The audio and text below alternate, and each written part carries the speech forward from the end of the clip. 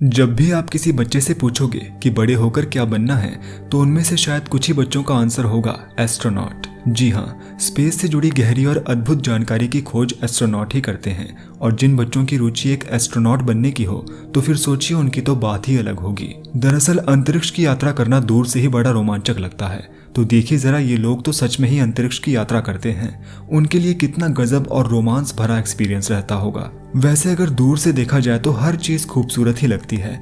बात तो तब बने ना जब वह चीज पास आए और हमें उसके बारे में और गहरा जानने को मिले। हाँ, ये सिर्फ सोचने में आसान लगता है, लेकिन इतने बड़े ब्रह्मांड की यात्रा करना कोई छोटी मोटी बात तो नहीं है ना, क्योंकि उन्हें बहुत ही मुश्किल भरी सिचुएशंस और बहुत ही अजीबोगरीब सिचुएशंस के साथ रहना पड़ता है, जो हमारी सोच से तो कोसों दूर है। अगर मानो तो अंतरिक्ष में हमारा हिस्सा न दिखने वाले एक एटम्स के समान भी नहीं है। वैसे टेक्नोलॉजी के माध्यम से अंतरिक्ष में जाना और वहाँ अलग अलग चीजों की खोज करना बहुत आसान हो गया है, लेकिन ये जितना आसान लगता है उससे तो कई ज्यादा मुश्किल है। तो आज की इस वीडियो में हम जानेंगे एस्ट्रोनॉट्स के स्पेस में जाने के बाद कुछ ऐसे एक्सपीरियंस जिन्हें देखकर आपके रोंगटे खड़े हो जाएंगे और आप भी कहेंगे क्या सच में ऐसा भी होता है। Space sickness. एक्सपर्ट की माने तो ये आमतौर पर पाई जाने वाली एक ऐसी बीमारी है जो एस्ट्रोनॉट्स में मामूली रूप से पाई जाती है। स्पेस सिकनेस का दूसरा नाम स्पेस एडेप्टेशन सिंड्रोम है। ह्यूमन बॉडी अर्थ के फोर्स ऑफ ग्रेविटी को कॉन्स्टेंटली अडॉप्ट कर लेती है, लेकिन स्पेस में कोई ग्रेविटी मौजूद न होने के कारण हमारे सेंस ऑर्गन्स में डिस्ट्रप्शंस क्रिएट हो जाती है, जिसकी वजह से एस्ट्रोनॉट अलग अलग वैरायटी के सिंड्रोम्स एक्सपीरियंस करते हैं, जैसे कि नौजा, वॉमिटिंग, डिजीनेस, हेडेक और नॉर्मल डिस्कम्फर्ट। लेकिन एग्जैक्टली हम स्पेस सिकनेस के होने के कारणों को अच्छे से नहीं समझ सकते, लेकिन ये भरोसा कर सकते हैं कि हमारे वेस्टिब्युलर सिस्टम में बदलाव होने के कारण हमारे मूवमेंट और ओरिएंटेशन में चेंज होना पॉसिबल है।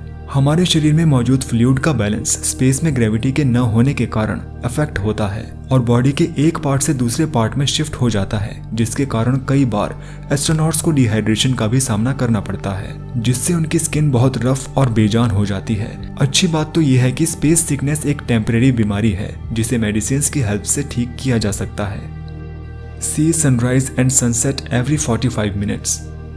सुबह और शाम का सूरज मन को मोह लेने वाला होता है। सोचो अगर दिन में हमें बार बार देखने को मिले तो ये कितना सुंदर होगा।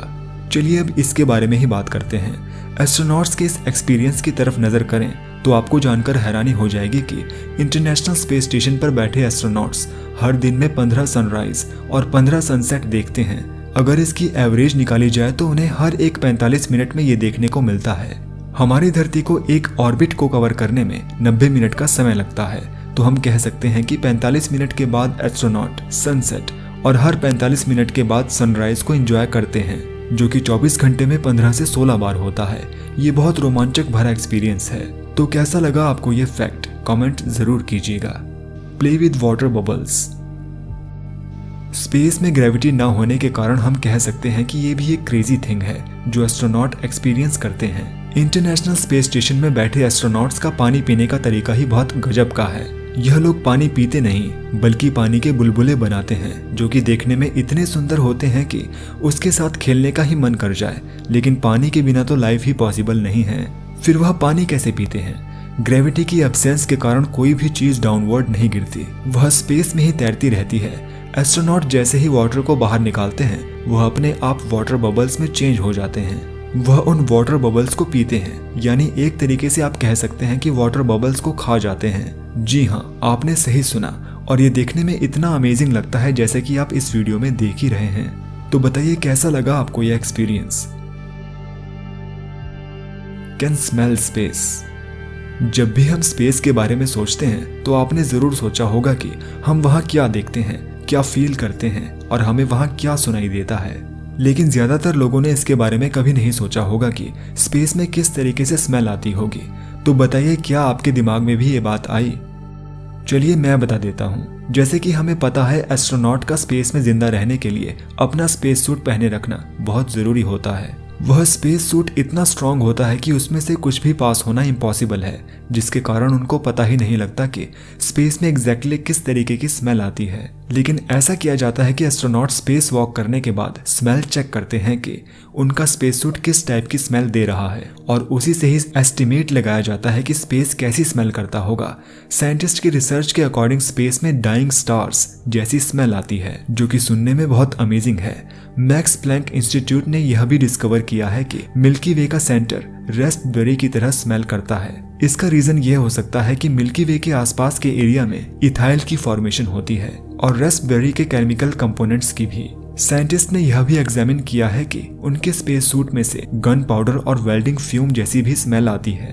अब आप सोच रहे होंगे कि सच में ऐसा होता है? जी हाँ, ऐसा ही है। Can't burp. यह सुनने में बहुत वियर्ड है, लेकिन ये बिल्कुल सच है। हम खाना खाने के बाद डकार तो मारते ही हैं, पर स्पेस में ऐसा बिल्कुल पॉसिबल नहीं है और इसका रीजन ये है कि स्पेस में ग्रेविटी बिल्कुल भी मौजूद नहीं होती। लेकिन अब आप कहेंगे कि ग्रेविटी का हमारे डकार से क्या लेना देना है? बिल्कुल लेना देना है, क्योंकि जब हम अर्थ पर होते हैं तो हमारे पेट के अंदर बहुत सी गैसेस मौजूद होती हैं, जिसको निकालने के लिए हम डकार लेते हैं। और अर्थ पर ग्रेविटी की मौजूदगी होने के कारण हम अपने मुंह से डकार लेते हैं ताकि गैसेस बाहर आ जाए, और जिसके कारण खाना नीचे ही रह जाता है, जो कि एक नेचुरल प्रोसेस है। लेकिन अगर ग्रेविटी ही ना हो तो कुछ बाहर ही नहीं आ सकता, तो डकार लेना भी पॉसिबल नहीं हो सकता। Have puffy eyes and birds legs. International space station पर बैठे एस्ट्रोनॉट्स को बहुत सी वियर्ड चीजों के साथ साथ ये भी स्ट्रेंज सिचुएशन फेस करनी पड़ती है। जरा सोच कर देखिए, अगर आप सुबह उठकर अपनी आंखों को देखो और वह आपको बुरी तरह सूजी हुई दिखाई दें, तो आपके क्या रिएक्शन होंगे? स्पेशली लड़कियां अपना सारा काम धाम छोड़कर घर पर ही बैठ जाएंगी, लेकिन एस्ट्रोनॉट्स को ये हर टाइम फेस करना पड़ता है। स्पेस में ग्रेविटी की एब्सेंस के कारण बॉडी का सारा फ्लूइड रीडिस्ट्रीब्यूट हो जाता है और फेस पर स्वेलिंग आ जाती है और उनके लेग्स भी बहुत पतले हो जाते हैं, जो कि देखने में एक बर्ड की लेग जैसे लगते हैं, बिल्कुल पतली पतली, जो कि एस्ट्रोनॉट्स को एक कार्टून जैसा लुक देते हैं। अब आप सोच सकते हैं कि वह कैसे लगते होंगे। Can't cry. अभी तक के जितने भी एस्ट्रोनॉट्स के एक्सपीरियंस के बारे में आपने सुना है, तो ये तो आपने देख ही लिया होगा कि उनकी सारी प्रॉब्लम्स ग्रेविटी से ही रिलेटेड हैं। जीरो ग्रेविटी होने के कारण उनका बॉडी बैलेंस खराब हो जाता है।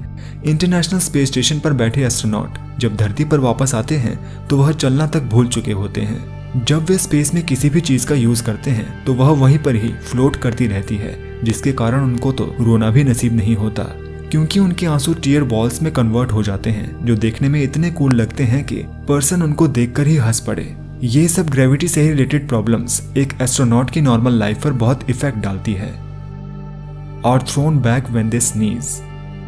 छींक मारना मनुष्य के लाइफस्टाइल की एक बहुत ही मामूली एक्टिविटी है, जिस पर कंट्रोल भी नहीं किया जा सकता।